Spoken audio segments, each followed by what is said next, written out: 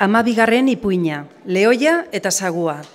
Lehoia lotan zegoela mendi baten herribeheran urreratu zitzaion sagu asko, eta horien arteko ausartenak igozion bizkarrera.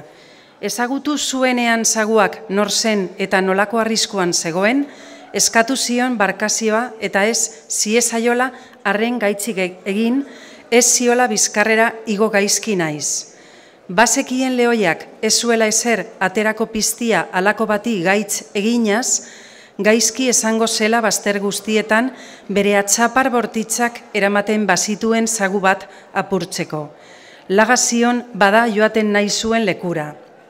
Saguak diotza, lehoi prestua, esker handiak ematen dizkizut gaitz gabe bidaltzen nauzulako, eta hemen eta nonai egongo naiz zurion egiteko ezertan ahal badut. Egun batzuen ondoren erori zen lehoia prestatu zioten lakio baten.